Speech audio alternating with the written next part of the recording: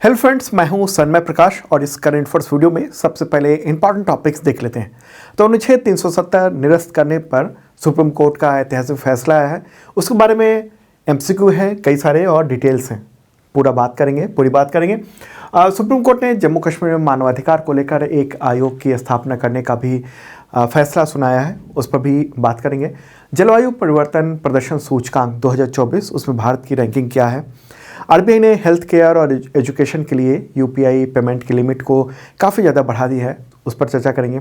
केंद्र सरकार ने प्याज के निर्यात पर भी प्रतिबंध लगा दिया है, इंपॉर्टेंट बात है। किस देश के लेखक शेरिंग ताशी को साहित्य अकादमी का प्रेमचंद फेलोशिप मिला है। और प्राइम मिनिस्टर नरेंद्र मोदी ने किस समिट में वेड इन इंडिया अभियान शुरू करने की अपील की है लोगों से। और भी कई टॉपिक हैं, कई मुद्दे हैं, उन सब पर बात करेंगे। और हाँ, इस साल का जनवरी से लेकर नवंबर तक का मैराथन वीडियो अवेलेबल है। अगर आपने नहीं देखा है तो देखिए ज़रूर, इस वीडियो के डिस्क्रिप्शन में, और उसका पीडीएफ भी मिल जाएगा। कई तरह के one liner MCQ with notes होगा और मेंबरशिप लेना होता है उसके लिए, पीडीएफ के लिए। शुरू करते हैं दोस्तों। और पहला क्वेश्चन इंपॉर्टेंट। सुप्रीम कोर्ट ने संविधान के अनुच्छेद 370 को निरस्त करने के फैसले को बरकरार रखा, तो इस अनुच्छेद को राष्ट्रपति ने कब हटा दिया था। आंसर होगा 5 अगस्त 2019 को। ओके, न्यूज़ देख रहे हैं आप, जो लेटेस्ट फैसला है सुप्रीम कोर्ट का। देखिए, राष्ट्रपति के फैसले के जरिए केंद्र सरकार ने 5 अगस्त 2019 को जम्मू कश्मीर से 370 जो अनुच्छेद है संविधान का, उसके जो प्रावधान थे उसको हटा दिया था। इसके खिलाफ में 23 याचिकाएं दायर की गई थी सुप्रीम कोर्ट में। मार्च 2020 में सुप्रीम कोर्ट ने 5 जजों की संविधान पीठ बनाई थी, कॉन्स्टिट्यूशन बेंच बनाया था। और अब 11 दिसंबर 2023 को सुप्रीम कोर्ट ने ऐतिहासिक फैसला सुनाया। क्या कहा है सुप्रीम कोर्ट ने? तो कोर्ट की संविधान पीठ ने कहा है कि हम आर्टिकल 370 को निरस्त करने के लिए जारी राष्ट्रपति के आदेश को वैध मानते हैं। हम लद्दाख को केंद्र शासित प्रदेश बनाने के फैसले की वैधता को भी बरकरार रखते हैं, मतलब कोई बदलाव नहीं होगा। ओके, 370 हटाने का जो केंद्र सरकार का फैसला था, जिस पर राष्ट्रपति ने सिग्नेचर किया था, वो बरकरार रहेगा। इसके साथ ही एक और इम्पॉर्टेंट बात हुई है कि सुप्रीम कोर्ट ने केंद्र शासित प्रदेश यानी जम्मू कश्मीर में 30 सितंबर 2024 तक विधानसभा चुनाव कराने का आदेश दिया है। ठीक है, तो अब सवाल ये होगा कि सुप्रीम कोर्ट ने किस बात का हवाला देकर ये फैसला सुनाया। कहा है सुप्रीम कोर्ट ने कि आर्टिकल 370 यानी अनुच्छेद 370 अस्थायी प्रावधान था। ठीक है, संविधान के अनुच्छेद 1 और 370 से स्पष्ट है कि जम्मू कश्मीर भारत का अभिन्न अंग है। भारतीय संविधान के सभी प्रावधान वहाँ पर लागू हो सकते हैं। ठीक है, तो मुख्य बात ये रही कि ये अस्थायी प्रावधान था जिसे राष्ट्रपति ने निरस्त कर दिया था। तो अब देख लेते हैं कि सुप्रीम कोर्ट में इस पूरे मामले पर मतलब क्या क्या पॉइंट था जिस पर बहसें हुई थी।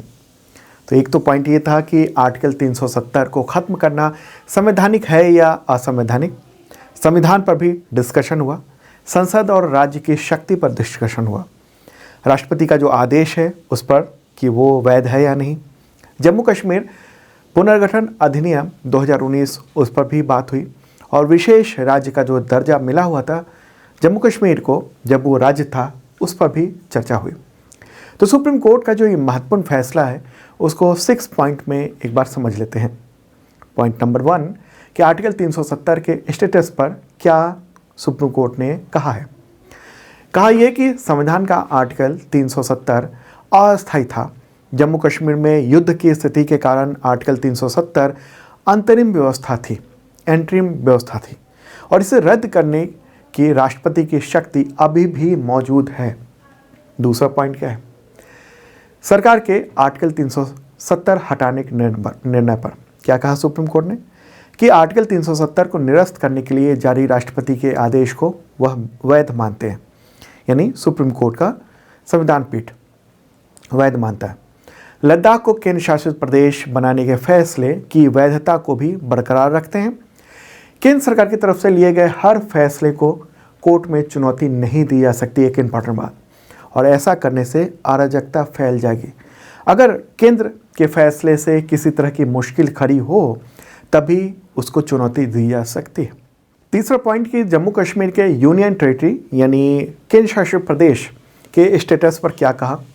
सुप्रीम कोर्ट ने कहा कि जम्मू कश्मीर के पास देश के अन्य राज्यों से अलग कोई भी आंतरिक संप्रभुता नहीं है, इंटरनल सोवरेनिटी नहीं है। भारतीय संविधान के सभी प्रावधान जम्मू कश्मीर पर लागू हो सकते हैं। जम्मू कश्मीर के राज्य का दर्जा जल्द से जल्द बहाल किया जाए। ऐसा किससे कहा गया? ऐसा कहा गया कि केंद्र सरकार से कि राज्य का दर्जा जो है वो जल्द से जल्द बहाल किया जाना चाहिए। चौथा पॉइंट कि राष्ट्रपति के आदेश पर जो वहाँ डिबेट हुआ, बहसें हुई, उस पर क्या सुप्रीम कोर्ट ने कहा कि आर्टिकल 370 को निरस्त करने के लिए जारी राष्ट्रपति के संवैधानिक आदेश को वैध मानता है सुप्रीम कोर्ट। जम्मू कश्मीर की संविधान सभा की सिफारिश भारत के राष्ट्रपति के लिए बाध्यकारी नहीं थी। पांचवा पॉइंट ये है कि जम्मू कश्मीर संविधान सभा पर जो डिस्कशन हुआ कि कई बार ये बात सामने आई कि वहाँ की संविधान सभा ही इस पर डिसीजन ले सकती थी। तो सुप्रीम कोर्ट ने ये कहा कि जम्मू कश्मीर की संविधान सभा को कभी भी परमानेंट बॉडी बनाने का इरादा नहीं था। जब जम्मू कश्मीर की संविधान सभा का अस्तित्व खत्म हो गया तो जिस विशेष शर्त के लिए 370 जो आर्टिकल है उसको लागू किया गया था, उसका भी अस्तित्व खत्म हो गया। छठा पॉइंट क्या है कि जम्मू कश्मीर में चुनाव कराए जाए। तो चुनाव आयोग को ये कहा गया है सुप्रीम कोर्ट के द्वारा कि 30 सितंबर 2024 तक जम्मू कश्मीर विधानसभा के चुनाव कराए जाने चाहिए। ओके, इंपॉर्टेंट बातें ये सब थी। अब ये समझ लेते हैं, चूंकि चर्चा काफ़ी ज़्यादा होगी इस धारा 370 को लेकर, क्योंकि काफ़ी इस पर डिबेट चल रहा था। जम्मू कश्मीर को विशेष राज्य का जो दर्जा मिला था, यानी धारा 370 जो संविधान का वो आर्टिकल था, तो उसका क्या इतिहास है। देखिए, 15 अगस्त 1947 को भारत आज़ाद हो गया था, लेकिन बहुत सारे राज्य रजवाड़ों को भी आज़ाद कर दिया था ब्रिटेन ने। उसी तरीके से जम्मू कश्मीर भी था। ओके, तो सरदार पटेल और उस वक्त के जो सरकार थी, प्रधानमंत्री नेहरू, तो इन सब के प्रयासों से, सरदार पटेल के प्रयासों से तमाम राज्य रजवाड़े धीरे धीरे भारत से जुड़ते चले गए थे। लेकिन जम्मू कश्मीर के जो महाराजा थे हरि सिंह, उन्होंने भारत में अपने राज्य का विलय नहीं किया था। उस वक्त काफ़ी देर से फैसला लिया उन्होंने। तो 24 अक्टूबर 1947 को पाकिस्तान के कबायली लड़ाकों ने कश्मीर पर हमला कर दिया। महाराजा हरि सिंह ने भारत से मदद की गुहार लगाई। इसके बाद महाराजा हरि सिंह ने भारत में विलय पत्र पर सिग्नेचर किए। तब भारतीय सेना कबायली जो लड़ाके थे यानी पाकिस्तान के, तो उनको खदेड़ने लगी। 31 दिसंबर 1948 को लड़ाई खत्म हुई तो जम्मू कश्मीर का लगभग 2/3 हिस्सा भारत के पास था और लगभग 1/3 हिस्सा पाकिस्तान के पास था। 17 अक्टूबर 1949 को तत्कालीन जो राष्ट्रपति थे, उनके आदेश से आर्टिकल 370 भारत के संविधान में शामिल हुआ। और ये शामिल हुआ, महाराजा हरि सिंह ने जो एक्सेशन लेटर पर साइन किया था विलय पत्र पर, उसमें कुछ उन्होंने प्रावधान रखे थे उसके ज़रिए। ठीक है, तो वो जो संविधान का 370 जो आर्टिकल था, उससे जम्मू कश्मीर को विशेष राज्य का दर्जा मिला। 1951 में जम्मू कश्मीर की संविधान सभा का गठन हुआ था और इसका काम जम्मू कश्मीर का संविधान बनाना, भारत की संसद से पारित संविधान को राज्य में लागू होंगे या नहीं होंगे ये तय करना था। फिर उसके बाद 14 मई 1954 को संविधान में अनुच्छेद 35A को जोड़ा गया। जम्मू कश्मीर के अस्थायी निवासियों को परिभाषित करने की जिम्मेदारी राज्य की विधानसभा को दी गई। 1957 में जम्मू कश्मीर का संविधान लागू हुआ और इसके बाद वहाँ की संविधान सभा भंग कर दी गई थी और तब से धारा 370 वहाँ पर लागू था, जिसको खत्म किया गया 2019 में। ठीक है, तो उसी पर सुप्रीम कोर्ट का ये ऐतिहासिक फैसला आया है। ओके, आगे बढ़ते हैं। इससे रिलेटेड एक और क्वेश्चन बनेगा। सुप्रीम कोर्ट ने जम्मू कश्मीर में मानवाधिकारों के उल्लंघन की जांच के लिए किस आयोग की स्थापना का निर्देश दिया है? आंसर होगा सत्य और सुलह आयोग। न्यूज़ देख रहे हैं आप। अंग्रेजी में इसको क्या कहेंगे? अंग्रेजी में कहेंगे ट्रुथ एंड रिकॉन्सिलेशन कमीशन। ठीक है, तो सुप्रीम कोर्ट ने ये भी आदेश दिया, संजय किशन कौल, तो उन्होंने ये कहा, जो जज हैं वो, कि जम्मू कश्मीर में जो मानवाधिकारों के उल्लंघन है उसके लिए ये एक आयोग की स्थापना की जाए। सुप्रीम कोर्ट ने 1980 के दशक से जम्मू कश्मीर में मानवाधिकारों के उल्लंघन की जांच के लिए सत्य और सुलह आयोग की स्थापना को करने को कहा है। ओके, इसके कॉल ने, जो जस्टिस हैं, उन्होंने अपने सहमति वाले फैसले में राज्य और गैर राज्य एक्टर्स यानी सरकारी तंत्र और आतंकवादी, अलगाववादी, इन दोनों के द्वारा जो मानवाधिकार का उल्लंघन हुआ है, ह्यूमन राइट्स वायलेशन हुआ है, उसकी जांच के लिए एक आयोग की स्थापना की जाए। सुप्रीम कोर्ट ने यह कहा कि ये सरकार पर निर्भर है कि वो तय करे कि आयोग का गठन कैसे किया जाना चाहिए। हालांकि उन्होंने चेतावनी दी कि आयोग को आपराधिक अदालत नहीं बनना चाहिए, इसकी बजाय बातचीत करने के लिए एक मंच प्रदान करना चाहिए। ऐसे आयोग लैटिन अमेरिका और कई अफ्रीकी देशों में स्थापित किए गए थे और इनका उद्देश्य मानवाधिकारों के हनन की जांच करना और आंतरिक सशस्त्र संघर्षों के बाद समुदायों के बीच में शांति बहाल करना था। ओके, भारत के पड़ोसी देश श्रीलंका और नेपाल में भी इतिहास में सत्य आयोग के गठन किया गया था। तो ऐसा ही भारत में भी किया जाए और जम्मू कश्मीर में जो मानवाधिकार के मामले सामने आए थे उन सब के लिए। तो ये जो आयोग होगा वो अपराधों के लिए अभियोजन और सजा की बजाय पीड़ितों और हिंसा के अपराधी दोनों से जानकारी और सबूत इकट्ठा करने की प्राथमिकता रखेगा। ठीक है, तो ये महत्वपूर्ण ये डिसीजन है जिसके बारे में आपने जाना। चलिए अब आगे बढ़ते हैं, अगला क्वेश्चन लेते हैं, ये भी महत्वपूर्ण है। और हाँ, बताऊँ आपको कि हिंदी और इंग्लिश दोनों लैंग्वेज में, हिंदी इंग्लिश दोनों लैंग्वेज में PDF भी अवेलेबल है। इस वीडियो का डेली का वीडियो फ्री होता है, तो इस वीडियो के डिस्क्रिप्शन में जो लिंक है PDF का, वहाँ से आप PDF डाउनलोड कर सकते हैं। डिस्क्रिप्शन में चेक कर लेना आप। ओके, और हाँ, अगर आप तमाम एग्जामिनेशन की तैयारी करते हैं तो करंट अफेयर्स महत्वपूर्ण होता है और उसकी तैयारी आपकी हो सकती है इस शानदार मेंबरशिप प्लान के ज़रिए। बहुत मामूली सा प्राइस है इसका और इसके ज़रिए आप अगले 1 साल तक यानी नेक्स्ट 365 दिनों तक करंट अफेयर्स का PDF प्राप्त कर सकते हैं, मॉक टेस्ट दे सकते हैं। PDF कई तरीके के होते हैं, 1 लाइनर, MCQ विद नोट्स होता है, वीडियो का लिंक भी होता है ताकि आप चीज़ों को बेहतर ढंग से समझ सकें। और वो PDF weekly, monthly, quarterly, yearly होता है और साथ में करंट अफेयर्स का मॉक टेस्ट डेली, वीकली और मंथली होता है ताकि आपके करंट अफेयर्स की तैयारी शानदार हो सके। और इसी मेंबरशिप के साथ इतने तरह के एग्जामिनेशन के लिए टेस्ट सीरीज़ भी अवेलेबल है, देखिएगा ज़रूर इस वीडियो के डिस्क्रिप्शन में। और एक हेल्पलाइन नंबर भी है, चाहे तो आप वहाँ कांटेक्ट कर पाएंगे व्हाट्सएप पर। तो चलिए आगे बढ़ते हैं और अगला क्वेश्चन लेते हैं। जलवायु परिवर्तन प्रदर्शन सूचकांक यानी CCPI, अंग्रेजी में कहेंगे इसे क्लाइमेट चेंज परफॉर्मेंस इंडेक्स 2024, तो इसमें भारत किस स्थान पर रहा है? आंसर होगा 7। भारत का स्थान 7th है। और न्यूज़ देख रहे हैं आप DD न्यूज़ का ये न्यूज़। तो यहाँ सवाल होगा कि इस रिपोर्ट को किसने जारी किया, कौन जारी करता है? तो कुछ ऑर्गेनाइजेशंस हैं जैसे German watch, new climate institute और क्लाइमेट एक्शन नेटवर्क। तो उसने इस रिपोर्ट को जारी किया है 8 दिसंबर को। क्या है ये सूचकांक, जलवायु परिवर्तन प्रदर्शन सूचकांक? देखिए, एक तरीका है जो कि देशों के जलवायु संरक्षण प्रदर्शन को मापता है। मतलब कि प्रदूषण फैलाने को रोकना और पर्यावरण को लेकर जो नए कदम उठाए जा रहे हैं, प्रदूषण कैसे कंट्रोल हो, तो उसके जो नतीजे हैं उसी के आधार पर यह सूचकांक तैयार किया जाता है। ठीक है, वो देश जो हैं वो पर्यावरण संरक्षण को लेकर, जलवायु परिवर्तन जो हो रहे हैं और उसको बचाने के लिए क्या कदम उठा रहे हैं, किस तरीके से, तो उसका ये इंडेक्स है, इम्पॉर्टेंट इंडेक्स है ये।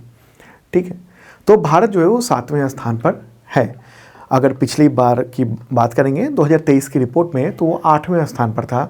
तो बेहतर परफॉर्मेंस देखने को मिल रही है। ठीक है, तो लगातार 5 साल से टॉप 10 में भारत है। ओके, तो ये कैसे ये मूल्यांकन किया जाता है, इसको देखा जाता है। तो देखिए, ग्रीन हाउस गैसों का उत्सर्जन देखा जाता है, नवीनीकरणीय ऊर्जा यानी रिन्यूएबल एनर्जी जो है उन सबको स्थिति देखी जाती है, क्या नई चीज़ हो रही है, ऊर्जा उपयोग कैसा है और जलवायु नीति कैसी है। तो इसी के आधार पर ये जो सूचकांक है वो तैयार किया जाता है। ठीक है, भारत ने इस मामले में बेहतरीन परफॉर्मेंस किया है। भारत उत्सर्जन के लक्ष्यों को पूरा करने की राह पर है। भारत दुनिया का सबसे अधिक आबादी वाले देशों में से एक है, ज़्यादा आबादी वाले देशों में से एक है, और प्रति व्यक्ति उत्सर्जन अपेक्षाकृत यहाँ पर काफ़ी कम है। इंडियन एक्सप्रेस उसके अनुसार, उसमें जो रिपोर्ट छपी है उसके अनुसार भारत जो है वो ग्लोबल टेम्परेचर को 2 डिग्री सेल्सियस से नीचे के बेंचमार्क, यानी जो बढ़ रहा है टेम्परेचर, ग्लोबल वार्मिंग हो रहा है, तो 2 डिग्री उसके जो रफ्तार है उसको कम करने को लेकर बेहतर काम कर रहा है। 2030 तक अपने उत्सर्जन यानी एमिशन लक्ष्यों को पूरा करने के राह पर है। हालांकि ये रिन्यूएबल एनर्जी की हिस्सेदारी में थोड़ा पॉजिटिव ट्रेंड ये दिखाता है, लेकिन ये ट्रेंड धीमी गति से बढ़ रहा है। और यहाँ पर मैं एक मैप दिखा देना चाहता हूँ, इसी इंडेक्स का है। तो उसमें जो रेड कलर के देश दिख रहे हैं ना, वो सब बहुत ज़्यादा मतलब उत्सर्जन तो करते हैं, साथ में पर्यावरण के संरक्षण में उनकी भूमिका बहुत ही कम है। मतलब वो जो कार्बन एमिशन की जो रफ्तार कम करने, रिन्यूएबल एनर्जी पर डिपेंडेंसी ज़्यादा करने, इन सब मामले में बहुत धीरे धीरे चल रहे हैं। तो रेड कलर में कौन दिख रहे हैं? चाइना दिख रहा है, America, Canada, okay, Saudi Arabia, इधर यूएई है, ये सब देश हैं। भारत ग्रीन पोजीशन में यानी बेहतर काम कर रहा है भारत। ठीक है, तो रैंकिंग में जो टॉप देश हैं उन सबको भी देख लेते हैं। तो देखिए 1 से 3 तक कोई नहीं है, क्योंकि किसी भी देश ने ये जो इंडेक्स है उसके सभी श्रेणियों में बेहतर प्रदर्शन नहीं किया। 4th पर डेनमार्क है, 5th पर एस्टोनिया, 6th पे फिलीपींस है, 6th पे, 7th पे इंडिया, 8th पे नीदरलैंड, 9th पे मोरक्को और 10th पे स्वीडन है। कुछ महत्वपूर्ण देशों की रैंकिंग भी देख लेते हैं। तो यूनाइटेड किंगडम 20 उसका स्थान है, 26वें पे फिनलैंड है, 30 पर पाकिस्तान है पड़ोसी, 51 है पड़ोसी चीन, 57 है अमेरिका, 58 है जापान, 61 है कजाकिस्तान, 65 है यूएई, 66 है ईरान और 67 है सऊदी अरेबिया। तो ये स्थिति देखने को मिल रही है। ठीक है, तो महत्वपूर्ण एक इंडेक्स यानी क्लाइमेट चेंज परफॉर्मेंस इंडेक्स आपने देखा 2024 का। इसमें डेटा 2023 का है बहुत सारा, लेकिन नाम इसका 2024 रखा हुआ है। आगे बढ़ते हैं दोस्तों, अगला क्वेश्चन। आरबीआई ने हेल्थ केयर और एजुकेशन के लिए यूपीआई पेमेंट लिमिट 1 लाख से बढ़ाकर कितनी कर दी है? आंसर होगा 5 लाख रुपए। तो पहले 1 लाख थी लिमिट और उसको 5 लाख कर दी गई है। तो आरबीआई के गवर्नर शक्तिकांत दास हैं, तो उन्होंने 8 दिसंबर को ये फैसला दिया है, फैसला लिया कहिए आरबीआई ने। ठीक है, क्यों लिया गया ये फैसला? देखिए, आरबीआई बढ़ते हुए ट्रांजैक्शन को लेकर ये फैसला ले रही है और ऐसा करने से यूपीआई का इस्तेमाल में और बढ़ावा मिलेगा। लोग अस्पतालों और स्कूल कॉलेजों की फीस आसानी से यूपीआई के ज़रिए भर सकेंगे। तो इसके लिए एक इम्पॉर्टेंट फैसला लिया गया है, ठीक है, आरबीआई के गवर्नर के द्वारा। ओके, और यूपीआई के बारे में तो आप जानते होंगे, फुल फॉर्म क्या है, कई बार एग्जामिनेशन में आ सकता है। Unified payment interface. ये instant real time payment system है, एक ऐसा कंसेप्ट है जो कई बैंक अकाउंटों को एक मोबाइल एप्लीकेशन के ज़रिए रकम ट्रांसफ़र करने की इजाज़त देता है। और इसको कौन संचालित करता है? तो national payment corporation of India यानी एनपीसीआई। ये भी सवाल हो सकता है कि यूपीआई को कौन रन कर रहा है? तो एनपीसीआई उसने डेवलप किया और वही पूरा चलाता है। हालांकि इसका नियंत्रण जो है ना वो रिजर्व बैंक ऑफ इंडिया यानी आरबीआई और इंडियन बैंक एसोसिएशन के हाथ में है। ठीक है, लेकिन ऑपरेशन का काम सारा ये एनपीसीआई करता है। आगे बढ़ते हैं दोस्तों, अगला क्वेश्चन लेते हैं। मानव अधिकार दिवस यानी ह्यूमन राइट्स डे कब मनाया जाता है? आंसर होगा 10 दिसंबर को। और थीम क्या है इस बार की? Dignity, freedom and justice for all. पहली बार ये दिवस 1948 में मनाया गया था और इसकी घोषणा संयुक्त राष्ट्र महासभा ने की थी।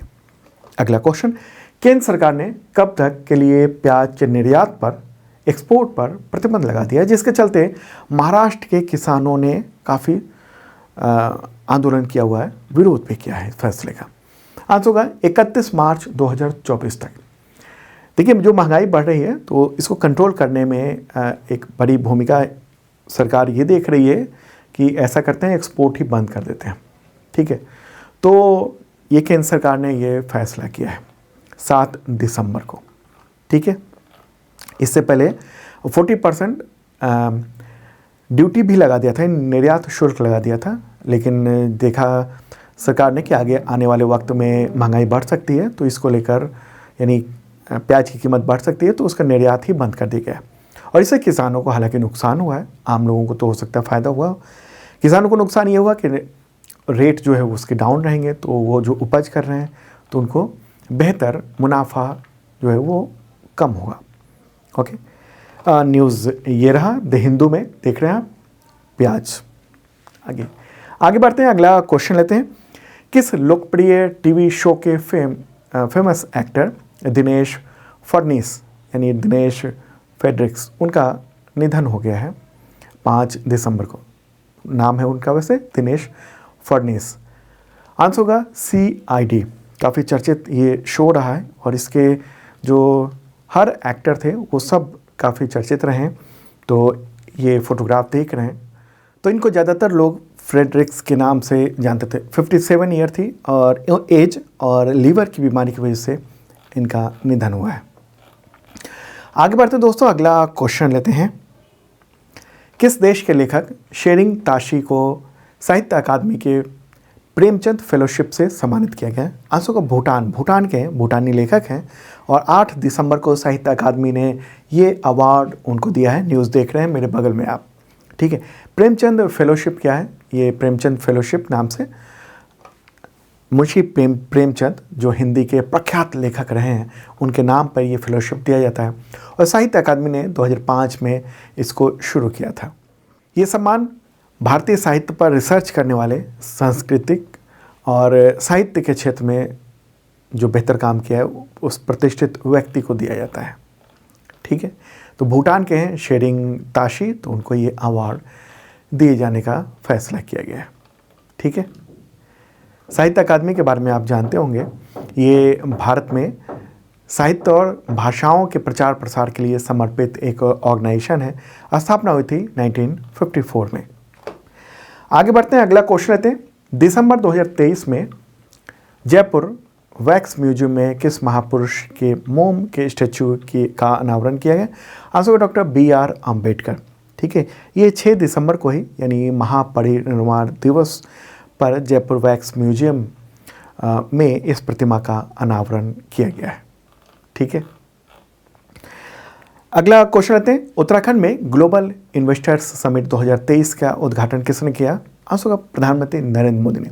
2 दिनों तक ये आयोजन हुआ है, 8 और 9 दिसंबर को, और ये कहाँ पर हुआ है? वन अनुसंधान संस्थान देहरादून में। ठीक है, इसकी थीम क्या थी? शांति से समृद्धि। अगला क्वेश्चन लेते हैं। हाँ, पीस टू प्रोस्पेरिटी, ये थीम था। अगला question, prime minister Narendra Modi ने किस समिट में मेक इन इंडिया की तरह वेड इन इंडिया यानी भारत में शादी अभियान शुरू करने का आग्रह किया है? इसका आंसर होगा उत्तराखंड ग्लोबल इन्वेस्टर्स समिट 2023। देखिए, 2 दिनों का जो ये शिखर सम्मेलन था, इन्वेस्टर्स समिट थे 8 और 9 दिसंबर को, तो उसी के दौरान प्राइम मिनिस्टर नरेंद्र मोदी ने ये बातें कही हैं। न्यूज़ भी आप देख रहे हैं। कहा कि कम से कम मतलब ये अमीरों के लिए, मध्यम वर्ग और जो गरीब हैं वो कहाँ जाएंगे बाहर शादी करने, विदेश। मतलब ये है कि जो अमीर लोग हैं जो विदेश में डेस्टिनेशन मैरिज करते हैं, इवेंट आयोजन करते हैं, तो वो भारत में ही एक ऐसे अलग अलग जगहों पे हो सकता है, जैसे उत्तराखंड है, पहाड़ी इलाका है, वहाँ भी हो सकता है। तो कम से कम एक डेस्टिनेशन वेडिंग उत्तराखंड में जो है ना वो विकसित किया जाना चाहिए और लोगों को भी इसमें पार्टिसिपेट करना चाहिए। जो धन्ना सेठ हैं उनको भारत में ये डेस्टिनेशन वेडिंग भारत में ही करनी चाहिए, ऐसा कहना है प्रधानमंत्री नरेंद्र मोदी का, और ये अपील किया उन्होंने। तो उत्तराखंड में ये आयोजन हुआ, ये समिट आयोजन हुआ।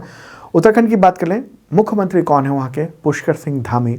गवर्नर है retired lieutenant general Gurmeet Singh. राजधानी क्या है? देहरादून और गैरसैंण। आगे बढ़ते हैं, अगला क्वेश्चन लेते हैं। अंतर्राष्ट्रीय पर्वत दिवस कब मनाया जाता है? आंसर का 11 दिसंबर को। और इस बार की थीम क्या है? थीम है रिस्टोरिंग माउंटेन इकोसिस्टम। ठीक है, तो अंतर्राष्ट्रीय पर्वत दिवस 11 दिसंबर को मनाया जाता है और ये संयुक्त राष्ट्र महासभा उसके द्वारा ये घोषित है, 2003 में घोषित किया गया था। तो दोस्तों ये था इंपॉर्टेंट करंट अफेयर्स। कल फिर मिलेंगे ताज़ा तरीन कंटेंट के साथ। बाय।